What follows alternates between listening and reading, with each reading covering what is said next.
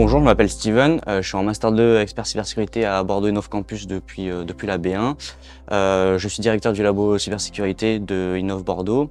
Et du coup, le labo, l'objectif du labo, c'est de faire de la cybersécurité en plus des cours qu'on a à l'école, et donc de devenir expert dans le domaine pour ceux qui veulent le devenir, et juste de découvrir le domaine pour les premières années, deuxième année. C'est un labo différent parce qu'on a vraiment cadré la chose, on est un peu moins libre dans nos mouvements, mais on a cadré la chose avec des projets techniques, avec des rendus de projets, des oraux, avec des événements très techniques comme un exercice de gestion de crise, comme un Capture the Flag, comme un attaque défense qu'on a organisé pour le mois d'avril. Donc il y a plein de petits événements où ils sont mis en situation réelle pour découvrir la cybersécurité et être mis les mains dedans directement, quoi. C'est filière informatique forcément, mais on prend de première année jusqu'à cinquième année. On mixe les équipes, on les met de tous niveaux confondus pour les forcer en fait à travailler en équipe, à être mis en situation réelle.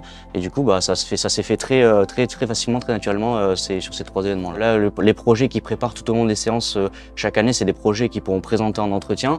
C'est des projets auxquels on fait venir un jury extérieur à l'école pour qu'ils puissent voir ce qu'on fait ici. Donc c'est très intéressant pour eux et pour les gens qui viennent voir les projets. Tous les matins, on va les voir, on voit où ils en sont. Ils sont très autonomes, ils sont très friands aussi.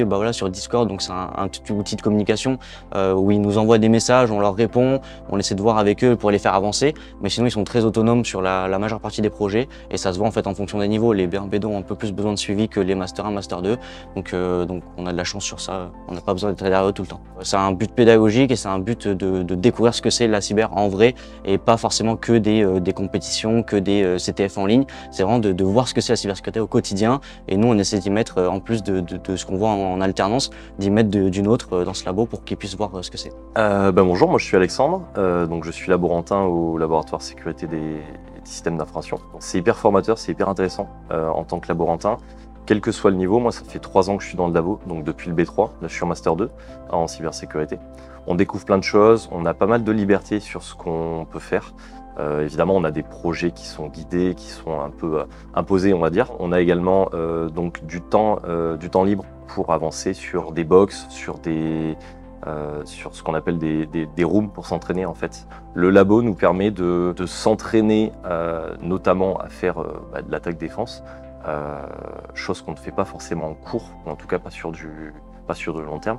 Ça nous permet aussi de pouvoir choisir des projets sur lesquels on veut bosser ou des sujets qu'on veut approfondir. Clairement, moi en 3 ans, je suis devenu plus autonome que avec la première année où je suis arrivé dans ce labo. C'est un plus, c'est vraiment du bonus par rapport aux cours qu'on a. En cours, on peut pas tout voir, clairement.